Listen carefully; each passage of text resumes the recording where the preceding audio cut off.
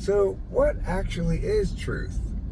Hi, I'm host Eric, host of Talking with Famous People, the internet's only YouTube channel.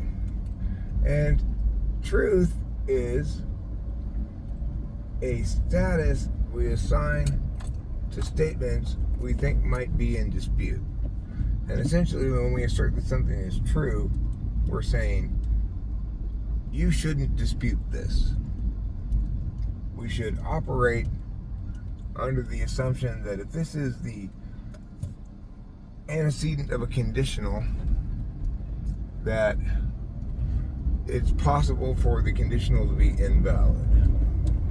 Because conditionals are only invalid if the antecedent is true and the consequent is false. So that's all we're really saying when we say something is true, is that you shouldn't dispute this.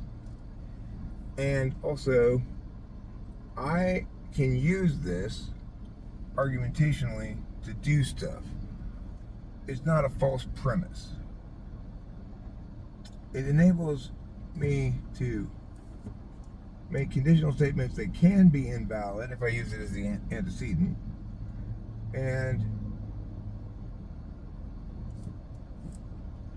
if, for example, it's the negated consequent, then I can conclude the negated antecedent.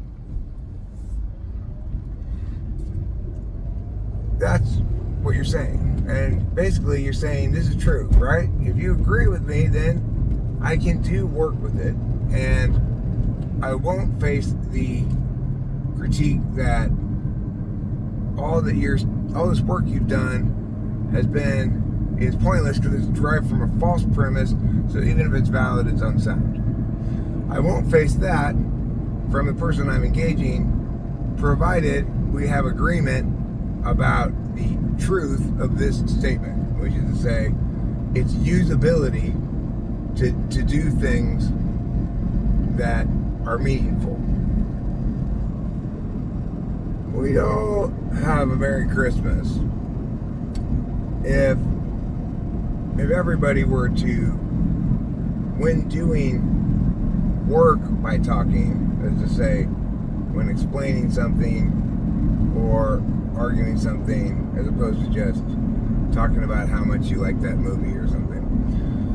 When you're doing communicative work with language, it would be great if everybody understood that there's a progression of ideation throughout this piece of work. We'll call it debate or an argument. And everybody should be on the same page about what's been established by agreement, what's in dispute, and how each of these matters impacts the overarching argumentation.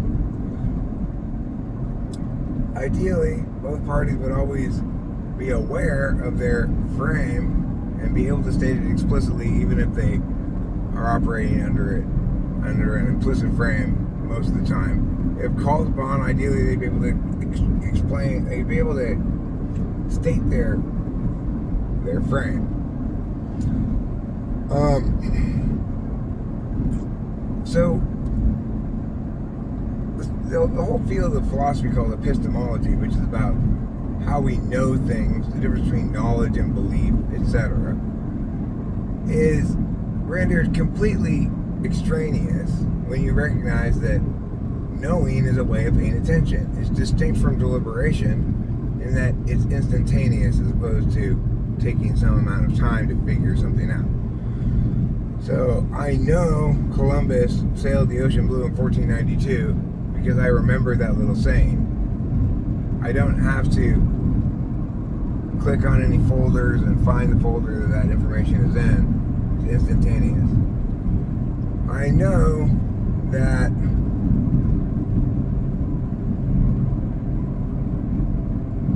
it's harder for me to do intuition. I know that's an FJ Cruiser, and that, I know it's an FJ Cruiser because I have driven one before and I'm familiar with the car. But so that's more SI, and I think it would be like walking into a room with some strangers and knowing that there's a lot of tension in the room, despite not having experienced it, but for a second. That's the other kind of knowing. And in both cases, it doesn't take any time. It's instant. When we think of paying attention, we imagine directing our focused listening to something that's going on, because we're mostly told to pay attention in school. But of course, some forms of paying attention don't involve listening at all, and some that do involve listening don't require you to be, I guess, intellectually engaged with what's being said. So, pause. So if people were right about personality and there was broad consensus about it, if the teacher told me in class to pay attention, I would start talking about whatever it is the subject of study was. Because that's my default way of paying attention, is by generating words like I am right now.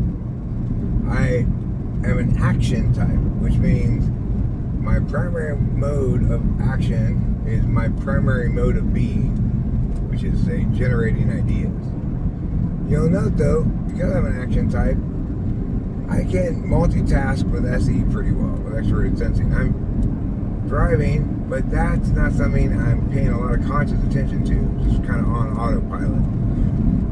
And because I'm an action type, I don't have trouble multitasking these two things.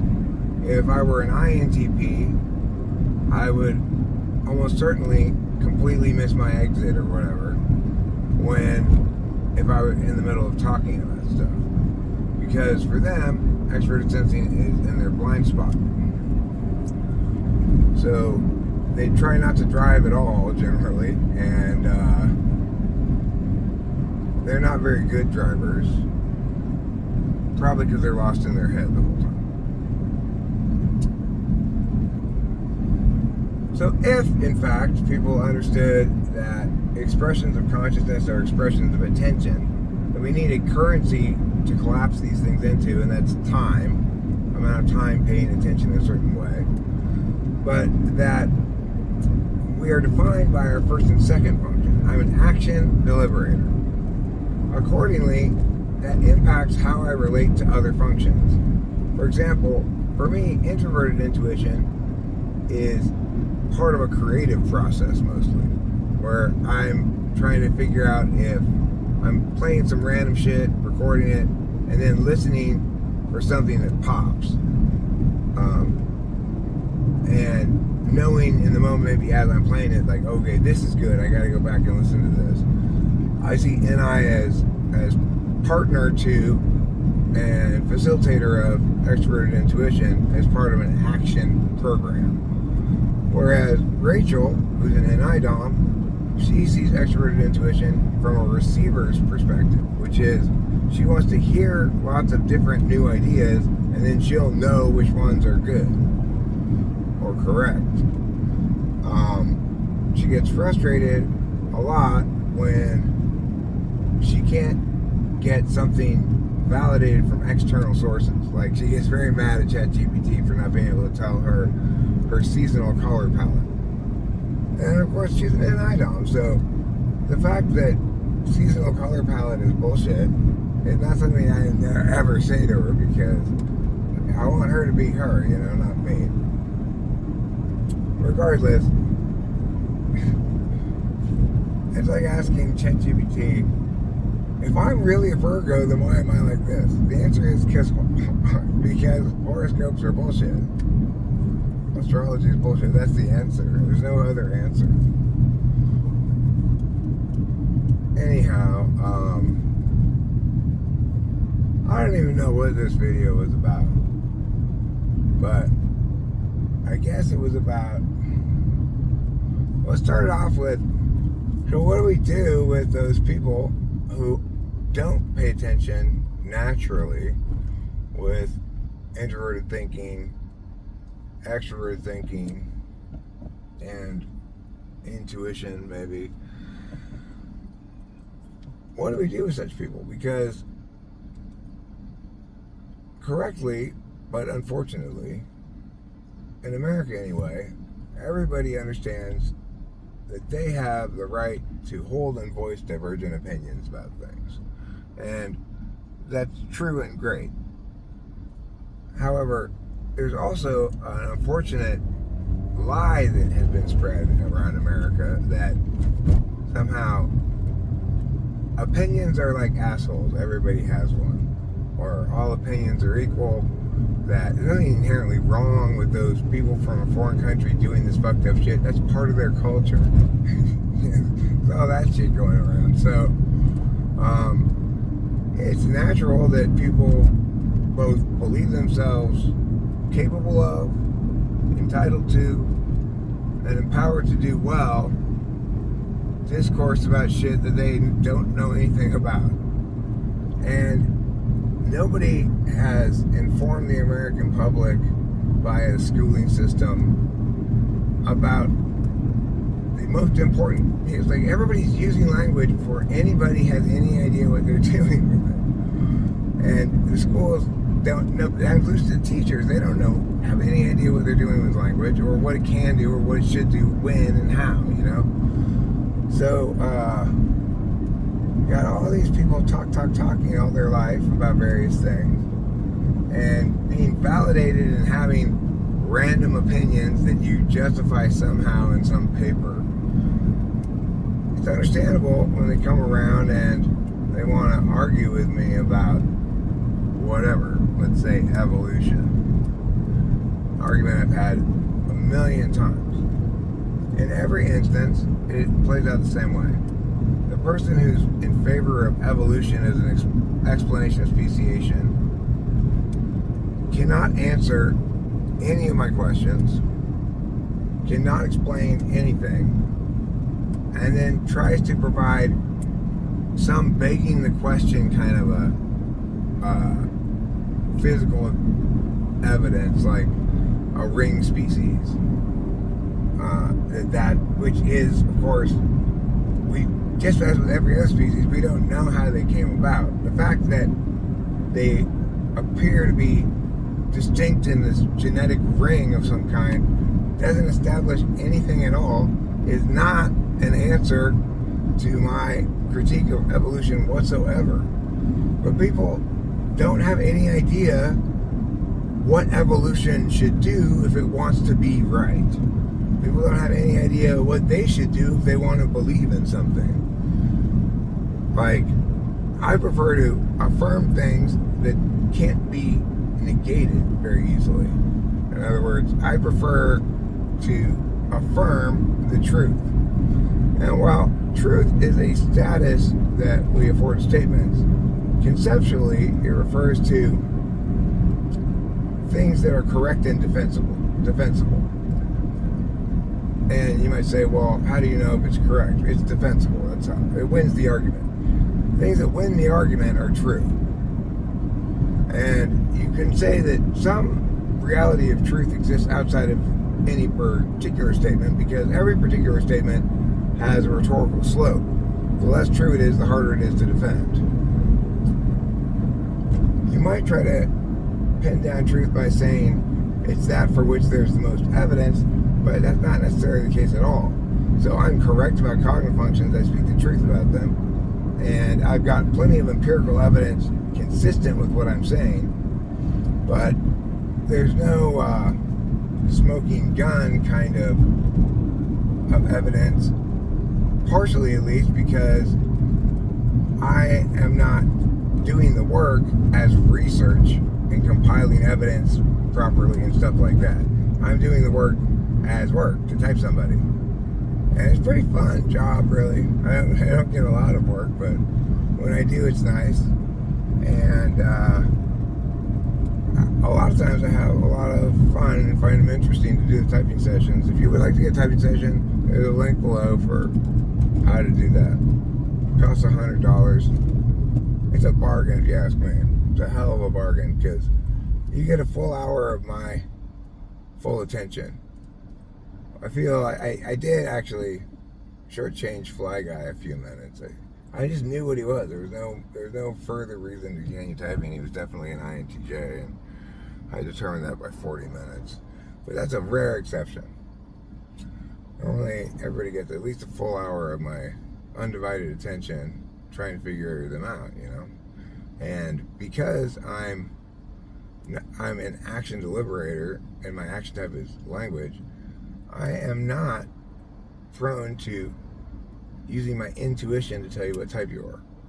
And that's important because if you want to get typed correctly, you cannot rely on somebody else's intuition, because then they have no justifications you can hang your hat on. Well, why do you think I'm an ENFJ? Well, because you said this and this and that. In other words, because I intuited it is an inadequate justification, not something you can take around and say, no, I know I'm this type because I intuited it. You need real justifications, like, well, I gave you these tests and you tested negative for TI polar, TE polar, NE polar, so we can eliminate all the types that have those. That's 6 types right there. And then you're definitely not this, because this attentional habit of yours is indicative of very unconscious of the other kind of that. Everybody pays attention, sometimes acting, sometimes knowing, sometimes deliberating, sometimes interfacing. That's why everybody has one of those functions conscious in their front stack.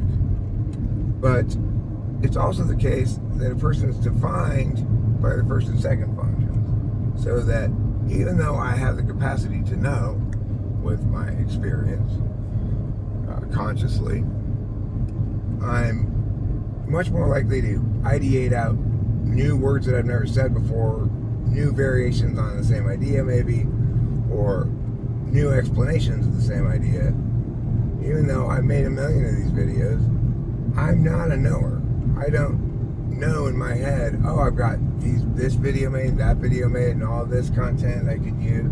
If I were a knower, I wouldn't have nearly so much content, because I'd be much more interested in archiving and presenting the stuff properly, and much less interested in just making something new all the time. So yeah, it's true that everybody can pay attention in every way, but it's also true that the extent to which you pay attention in a given way, and whether you pay attention to it consciously, link very much to the nature of your first and second function. That's it for this. I've arrived at my destination.